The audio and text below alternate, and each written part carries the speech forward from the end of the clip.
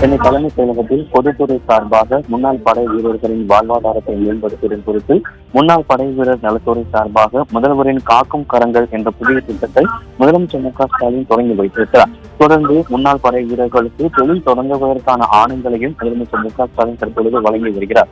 கடந்த 78வது சுதந்திர தின உரையின் பொழுது முன்னாள் படை வீரர்கள் மற்றும் அவர்களை சார்ந்தோர்கள் தொழில் முனைவராக உருவாக்கிட முதல்வரின் காக்கும் கரங்கள் என்ற புதிய திட்டத்தை முதலமைச்சர் அறிவித்திருந்தார். இந்த நிலையில்தான் இன்றைய தினம் முதல்வரின் காக்கும் கரங்கள் என்ற இந்த திட்டத்தை தொடங்கி வைத்து முன்னாள் படை வீரர்களுக்கான தொழில் தொடங்குவதற்கான ஆணைகளை தற்பொழுது முதலமைச்சர் அவர்கள் வழங்கி வருகிறார். இந்த திட்டத்தில் என்னென்ன சிறப்பம்சங்கள் இருக்கிறது என்று பார்த்தால், முன்னாள் ராணுவத்தினர் மற்றும் அவர்களின் வாரிசுதாரர்கள் தொழில் தொடங்க மூலதனமாக 1 கோடி ரூபாய் வரையிலான கடன் உதவி, கடன் தொகையில் 30% மூலதன மானியம், மீதமுள்ள கடன் தொகைக்கு 3% வட்டி மானியம் என பல்வேறு சிறப்பம்சங்கள் உள்ளது.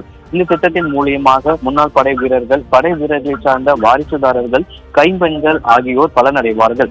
அனைத்து மாவட்ட முன்னாள் படை வீரர்கள் நல அலுவலகங்களை இதனை தொடர்பு அணுகலாம் எனவும், ஏற்கனவே இந்த திட்டம் தொடர்பாக இந்த கடந்த 2 மாதம், அது 2ஆம் மாதமே விண்ணப்பங்கள் வரவேற்கப்பட்டு தற்பொழுது இந்த திட்டம் முதலமைச்சர் அவர்களால் தொடங்கி வைக்கப்பட்டிருக்கிறது.